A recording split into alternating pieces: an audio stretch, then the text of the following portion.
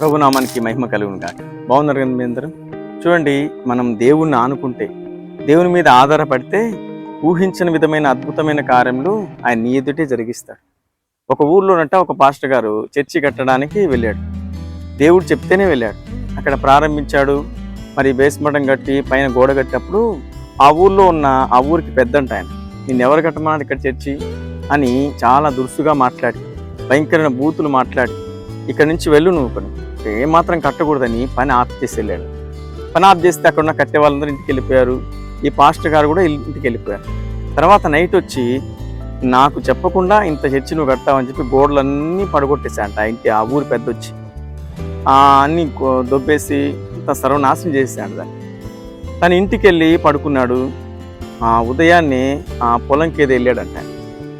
పొలంకి వెళ్తే ఆయన పొలానికి వెళ్ళి ఇంటికి వచ్చేసరికి ఇల్లు రెండుగా చీలిపోయిందంట.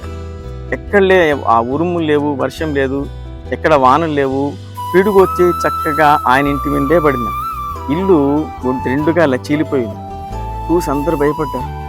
ఏంటి అసలు ఉరుము లేదు, పిడుగులు పడలేదు, వర్షం లేదు, ఇంటి మీద మీ ఇంటి మీదే పిడుగు పడ్డం ఏంటి అని ఆ ఊరి వాళ్ళు కొంతమంది వచ్చి, నువ్వు రాత్రికి రాత్రి ఆ చర్చి పాడు చేసావు కదా, రాత్రికి రాత్రి ఆ చర్చి గోడలన్నీ పడగొట్టావు కదా, దేవుని శాపం నీ మీదకి వచ్చింది, దేవుని ఉగ్రత నీ ఇంటి మీద కుమ్మరించబడింది, వెంటనే వెళ్ళి ఆ పాస్టర్ గారికి క్షమాపణ చెప్పండి, లేకపోతే ఇంకో అనర్థం జరుగుతుంది, లేకపోతే నీ పిల్లలకి ఏదైనా జరుగుతుందని ఆ ఊరి వాళ్ళంతా చెప్తే ఆయన గడగడగడ వణికిపోతుంది.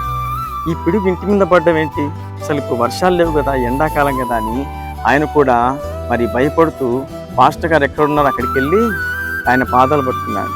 అయ్యా, నన్ను క్షమించు, నేను నిన్ను బాధించాను, నువ్వు కట్టిన చర్చి నేను కూలగొట్టాను, అందుకే నా ఇంటి మీద నీ దేవుడు పిడుగుబడికి చేశాడని చెప్పి ఆయన పాదాలు పట్టుకొని బోర్న విలిపిస్తున్నాడు. ఆయన మంచిగా రిసీవ్ చేసుకొని ఆ పాస్టర్ గారు అతనికి ప్రార్థన చేశారు. అయ్యా, నేను కూలగొట్టిన ఈ చర్చిని పూర్తిగా నేనే కట్టిస్తాను, నేను కూడా మారు మనసు పొందుతాను, నా కుటుంబం అంతా చర్చికి తీసుకొస్తానని చెప్పి దేవుడు అతని జీవితంలో మారు మనసు కలగేశాడు. ఎందుకు? ఈ పాస్టర్ గారు దేవాదేవుని ఆనుకున్నాడు కాబట్టి, మౌనం వహించాడు కాబట్టి, అతను ఒక మాట అంటే ఇతను 10 మాటలు అనలేదండి.